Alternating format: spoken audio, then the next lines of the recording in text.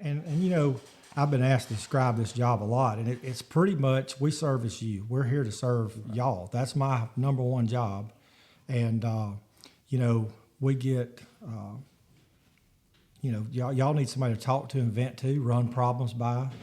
If you're wanting to try a new niche, it's glad to have somebody with some experience to help you out with that and kind of play devil's advocate, so to speak, and say, well, that, you know, that didn't work over here and it may work here. And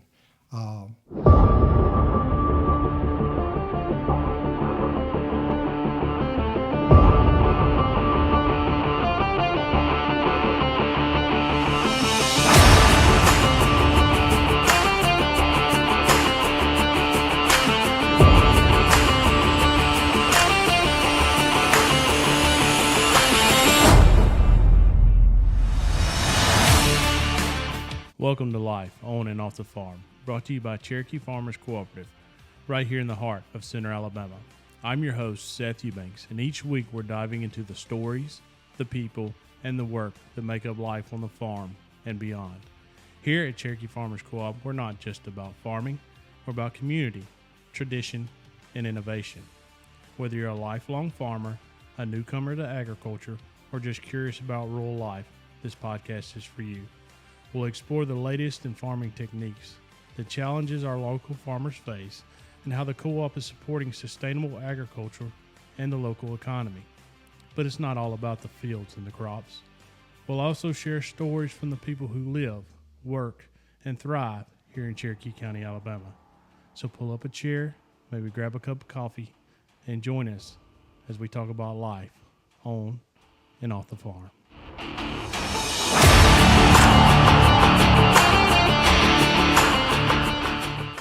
Today, joining me, I've got Chris Duke and Stephen Hall. Before we go into the induction of Chris Duke, me and Stephen's got some housekeeping to do here at Cherokee Farmers Co-op. One main thing we want to touch on is our plant sale we've got going on right now with Bonnie Plants. Stephen, you want to kind of touch on that? Yeah, we got right now with the Bonnie Plants, the 6-packs, 9-packs, 4.5-inch plants, vegetables, and flowers are all 5 for $20. That is that's going on right now. And another thing with Bonnie Plants, a lot of folks probably don't know, is that Bonnie Plants is a joint venture with Alabama Farmers Cooperative. Yeah. Scott's Miracle Grow and is 50%, and AFC is the other 50%. Yeah. So a lot of folks don't know that we're that closely connected with Bonnie Plants and the co-op there. So yeah, and that's going on wherever, you know, all over the state. It's just not here in Center. That's, you know, other stores as well that are participating in that. So a really good deal.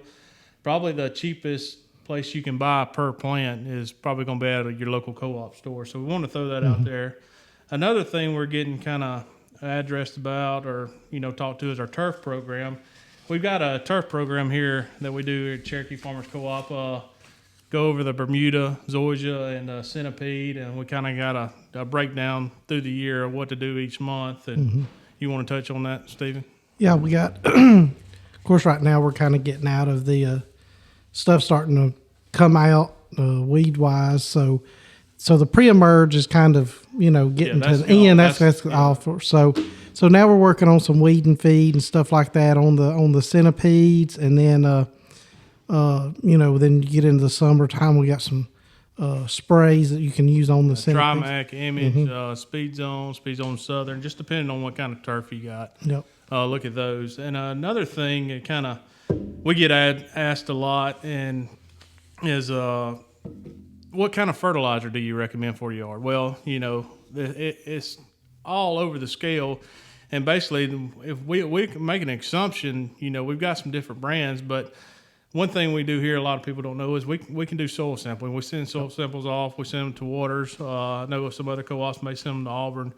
But if you know, we got some recommendations that's been tried and true, but if we really want to know what it looks like, you know, we do offer that. And also another thing kind of kicking off right now is pasture hay fertilizer. We offer all kind of different customized, you know, blends we can customize to fit your needs. So we kind of wanted to throw that out there and let you know what we got going on this time of the year. And as I mentioned earlier, we got a guest with us, Chris Duke, and glad to have you. Glad to be here. First of all, I want to just introduce yourself. Who are you? Where are you from? I'm from Pell City. I've been with the co-op going on 24 years this year. I work for Management Services, which, is a really great thing for the stores and for AFC to come out here and help y'all and work y'all through problems and issues. And I manage the store. I manage several stores, but I started out at the store in Asheville in 2001, and I managed there, went to Columbiana, then back to operations manager of Pell City, Asheville, and Columbiana, and then general manager at the co-op in Talladega. And then I went to Faithway for a short stint, about 3 years, and kind of learned some of that wholesale side, and then went to work for Andrew Dempsey in Management Services with AFC. So I've been there the last few years. How'd you start with the co-op? Well, I had sold a landscape business, and I did a lot of my business with the co-op in Pell City. And when they found out I was selling my business, I went over to pay a bill one day. Amy Stanford offered me a job, and I said, "Well, I'm looking for one, but I don't know if the co-op's where I want to be." And she said, well, "I'd like to hire you. I have something in the warehouse." And I said, "Well, I'll think about it."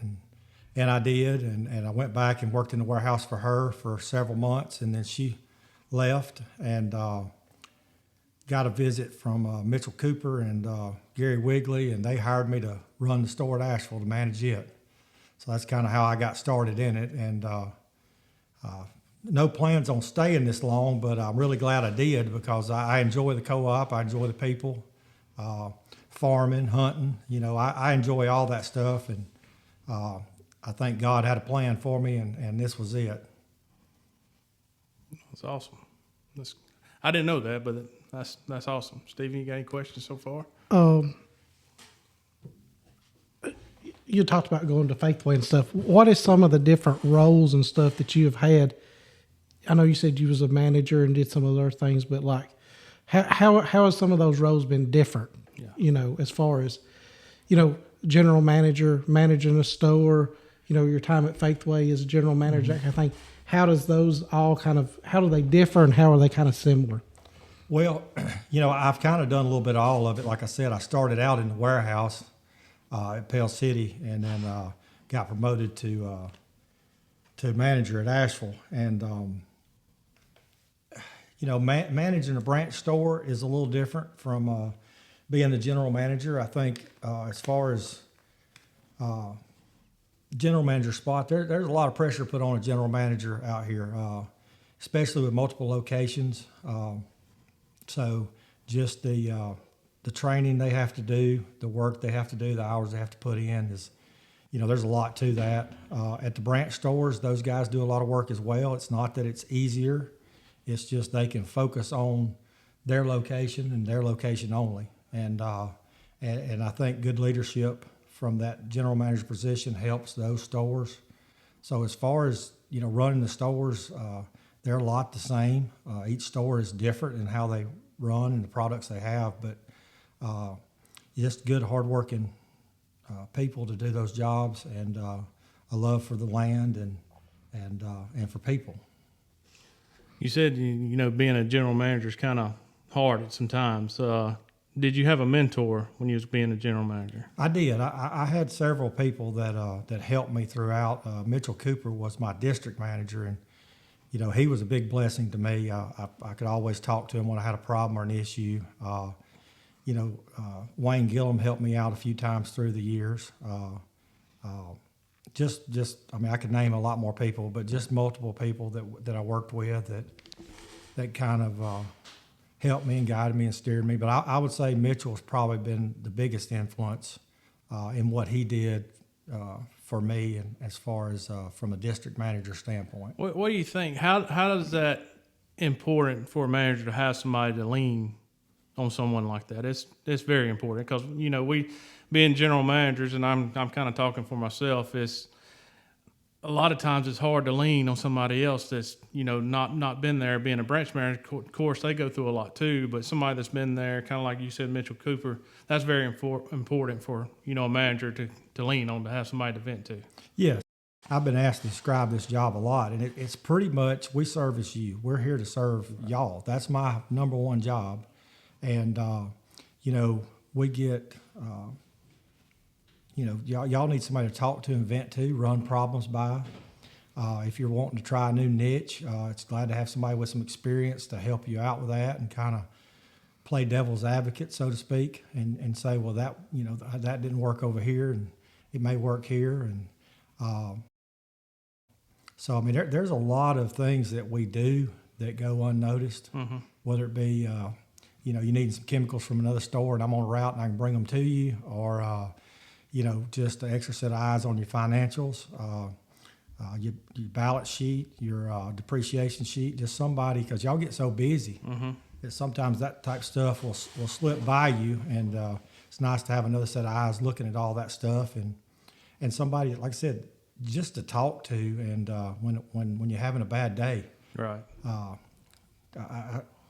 I think that's as important as anything we do. That's kind of what I want to bring you in and kind of express. A lot of people don't realize what kind of role that you play as a district manager, and that, these not just general managers, but other branch managers actually lean on you for advice, because your territory is so diverse.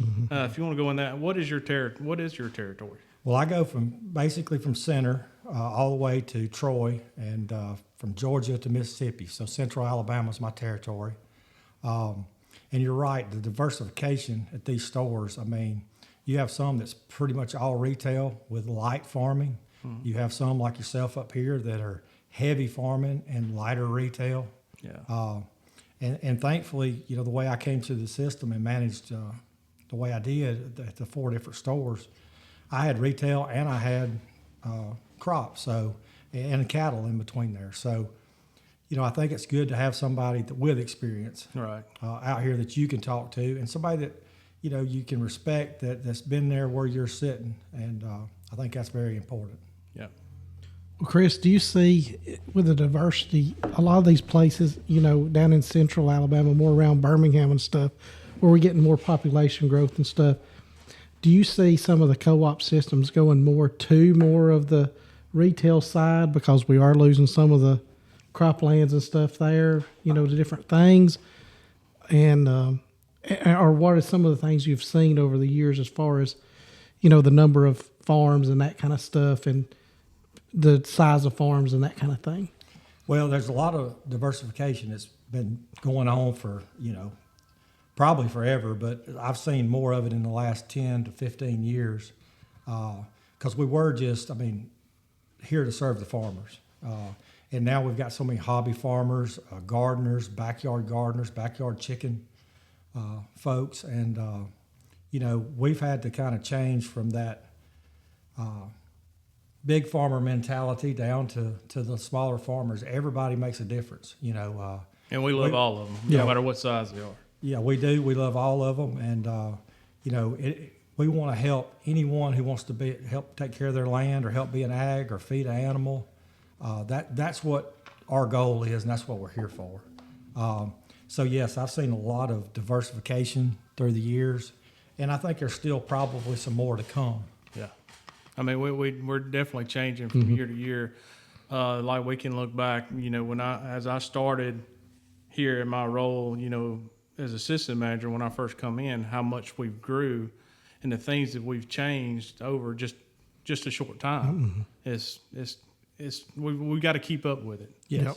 If not, we're going to be, stuck behind. And that goes in my next question. You mentioned your little stint at Faithway, and you've got to kind of experience some other stores other than the AFC stores. In your opinion, what sets an AFC, Alabama Farmers Co-op store, apart from any other ag retailer? Well, the first thing that comes to mind is family environment. We have the knowledge to help somebody. A lot of your other retailers, they have knowledge. I'm not saying that they don't have any knowledge, but they're just not as diverse in that knowledge as we are. Right. You can come in here and you can ask a question from a goat to corn crop, and somebody here is going to have the answer. And if they don't, they've got people to call to get the answer, and you're going to get the right answer. Yeah. And it's old, like an old country store mentality still Right. around these co-ops. We're here to service the people. That's right. And I think that's what really sets us apart. I do. And I mean, we enjoy, working, like I said earlier, no matter how big the farm is, if it's 6 acres or a half an acre versus 6,000, we try to treat everybody the same here at the co-op, and every acre is important. Every farm is important, where if you're a hobby farmer or you're big agricultural, I mean, that we strive to make sure that, we're taking care of those guys. Yeah, and we try to give everybody that same experience to where, hey, whatever the problem may be, we want to help you solve that problem, and then that way you come back because you expect that from us. So. Yeah.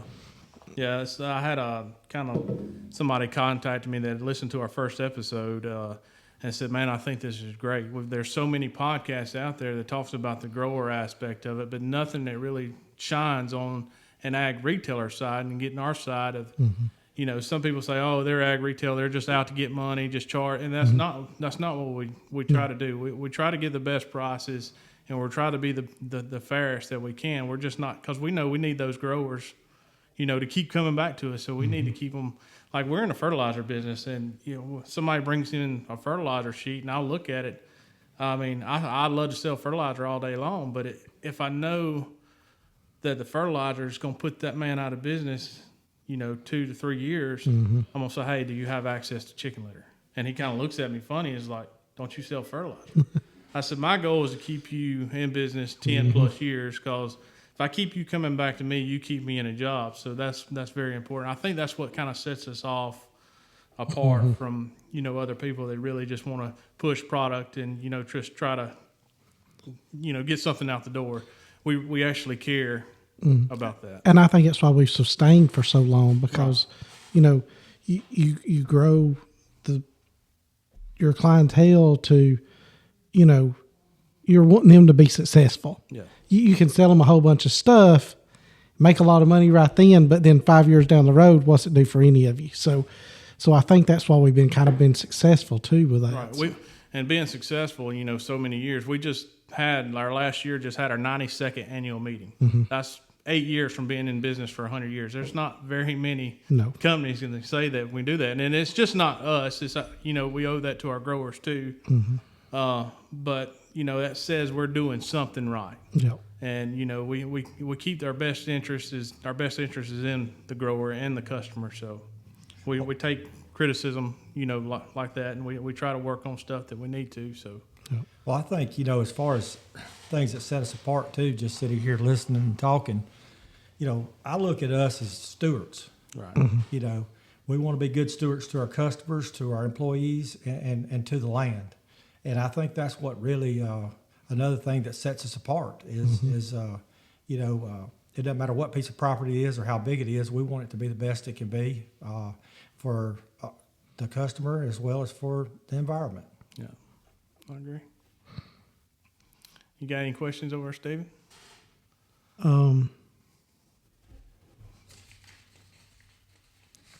I've got one. Let's go back to talking about managers. In your opinion, what makes a successful manager at a farmers co-op? Oh, wow. There's a lot of things that go into that, Seth, but, I think you got to be a hard worker first and foremost. You got to care about what you're doing. I think those two things really play as much a role as anything. You got to be willing to listen to your customers. You got to be willing to change when you need to change. And there's so much to learn at a co-op. It just takes a lot of time and discipline to get in here and work these stores. A lot of long hours. A lot of long hours. That's right. Dedication. But really, if somebody cares and they'll work hard, we can teach them to learn the rest of it, the financials and the finances and that type of thing. But you got to start with that core first. AFC has a lot of programs, where we have a management trainee program. Future Leaders is what we call it now. We've got intern programs, to kind of get people in the door, let them learn about the co-op, let them see what we do here. Now, are you seeing kind of like what we're experiencing with our farmers? Our farmers' age is steadily, increasing. Are y'all seeing where y'all having trouble finding, those management trading, people that actually want to get into management of a co-op? Or y'all experience this kind of same thing? What we're seeing with our farmers is kind of everybody's kind of looked away from that for a while, and kind of what I want to do is trying to teach people, hey, this is a great job. Are y'all finding it hard trying to get At times it is tough, but there's still a lot of people going want to be in ag and agriculture or retail agriculture. So Andrew, I give him credit for he's been out here hustling, doing a good job finding these interns and future leaders, he does a good job of filling those spots that he needs to fill and getting them out here for us. But it is tough to find them. Well, main thing is we want to let people know this is really truly a great job. It is tough, but the co-op has been good to me and my family, and like I said, it's the best job I've ever had. And I try to think, days, what would I be doing if I wasn't doing this? And there's nothing else that I would want to be doing. Yeah. Well, as far as the job, whether it's AFC or one of our joint ventures or the co-ops, the retail co-ops, the local co-ops, this is a great place to work. It's family oriented. It is hard work. We try to shoot people straight forward and help them. But when it comes down to it, I have the same sentiment. And most of my managers and our employees throughout the state would tell you the same thing. It's a great place to work. And one thing that, kind of pops in my head about the co-op is, a lot of other retailers, you're just a manager. Right. You do what they just say. A number. You do what they say you're going to do. You sell what they say you're going to sell. And at the co-op, that's not the case. Right. That's why we're all different, and we're all, we carry some like items. But if you and Stephen tomorrow decide that y'all want to start carrying bass boats, we'd ask you to put it on paper and let's do a sheet. Hey, I'm all for that. Let's look at it and we'll see what the numbers show. And if y'all can make that work, guess what? Y'all be in the bass boat business. That's right. And there's a lot of freedom managing these stores and making them work to your strong suit. And I think that's one of the best things is, we're not haphazard with that, but if it fits your area and like up here where y'all are at, that could be feasible. I'm not saying we're going to do it. And I'm not recommending it. No. But it could be feasible for y'all to do that. Yeah. So that's one of the great things about the co-op is just, like I said, from top to bottom, it is a family-oriented business. You feel like family. People know your name, across the state. It's like you or Stephen. I can be in South Alabama, 3 or 4 hours from y'all, and they know who you are. Yeah. They know your name, and that's we go to the managers meetings and stuff, and you run into folks, and over time you just you pick up a conversation, and this one and that one, and everybody knows things about you and that kind of thing. So it's it is sort of like a big family when it's sort of like a family reunion when you go to one of these managers meetings and stuff, because like I say, even though you don't see them every day, you go through some of the same struggles and them and that kind of thing. So, it's nice to get together and see those folks too. So, and having all these stores, you can bounce information. We help each other store to store, trading products. If a customer needs something, we don't have it. Y'all go get it.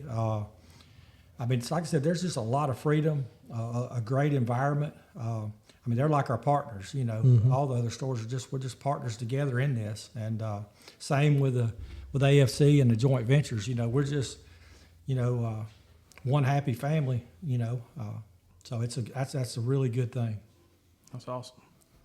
Well, I know all the years you've been with AFC, part of AFC, you've got to have probably all kinds of stories that you can say. Kind of let's do based on what this podcast was originally for, storytelling. Tell us one of your most memorable stories that you've got. Oh, wow. Uh, I have a lot of them. I'm trying to think one that won't get us in trouble. We do like to have a little fun Yeah, around the we co-op. do. We do. Have a little fun around the co-op too. But yeah, it's an adventure every day, and we've had a lot of good times, and some of the things is. I'm having a hard time coming up with a story I want to tell on there, to be honest with you. I guess, when I first started and meeting some people, we were down at on our beach trip in Fort Walton, and I got asked to go out with a couple of managers, and I'm not going to name their names; they'll know who they are. But I thought we were going to go out and maybe have a few drinks after dinner and get back to the room, and about 4 o'clock in the morning, I had to call a cab because they were still out partying and didn't want to leave. So that's probably one of the funniest stories I have. But it's it was a good time, and I learned a lesson that I drive my own car, or don't ride with somebody else. Because I'm not normally an all nighter anyway, but that was a little too much for me. Well, Stephen, do you have anything else for Chris?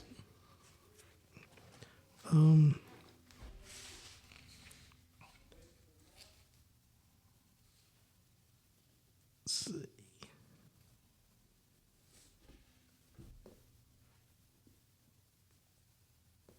If not, Okay. I don't know if you know it or not, Chris, but I'm kind of keeping up with it. It's kind of funny. We don't expect to be famous from this podcast. We're trying to get, like I said earlier, we're trying to get, our side of the story out there and our growers' story, how they become and who they are. So, our first episode has 75 views on YouTube. We're on YouTube, Apple Podcast, and Podbean. So I try to get all the things out there. So far, we've had 75 views on YouTube. We've had 21 downloads on Podbean and Apple Podcast. I think that is amazing. At least somebody's listening out there. And one thing, you can watch us or listen to us. One thing, kind of like I said, we're not trying to be famous. Heck, I can't stand to be any more famous than I already am. We're having a board meeting tonight, and I cook for our board meeting, and I go to our store out here and buying groceries and to cook, and I get stopped 3 or 4 times. Hey, what are you doing? Like, I don't have. They see me here and they think my life is supposed to be. You live there. They're shocked when they see me out in public. So, we're not trying to be famous or anything. We're just trying to share our side of the story, and let people understand they ride by here every day, and actually what goes on. We're actually filming live, or filming and recording live as a work day. So we've got business going on. So kind of want to get that out there. Please follow us, share, leave us comments, ask us questions. We'll get them up there. Again, thank you for all our listeners and our viewers for watching us. Thank you, Chris. Thank you for AFC and what you do. Appreciate it. I couldn't do my job without you. And the reason why I wanted to kind of ask about the mentor is where I've told you or not, I lean on you and you're my mentor. I thank you, that aspect of it. Like I said, you mean a lot to me, and just wanted to throw that out there.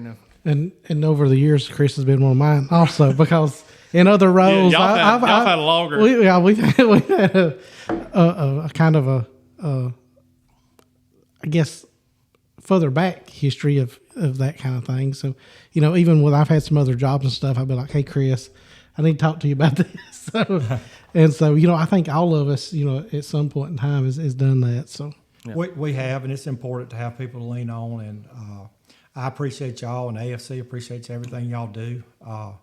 It's like we're talking about. It's a great place to work, plenty of opportunity. But at the end of the day, we couldn't do it without y'all, and we wouldn't be here without y'all as well. So it's a two-way street there, and I thought y'all were going to embarrass me there for a minute, but I appreciate I appreciate the compliments, and like I said, I feel the same way about y'all, and just keep plugging along, and we're going to have a good spring this spring, and yes, sir. Keep moving forward. I agree. Again, thank you all to all our customers. As always, thank you for your business, and again, don't forget to like, subscribe, share it with a friend. If you don't like it, share it with your enemy. I mean, somebody may like us. I don't know. Yeah, and go to our regular Facebook page because we always got sales and different things going on in here at the co-op. So, go and like that as well. And then you can also find our podcast there. So, Yep. Thank y'all. thanks. Thanks, Seth.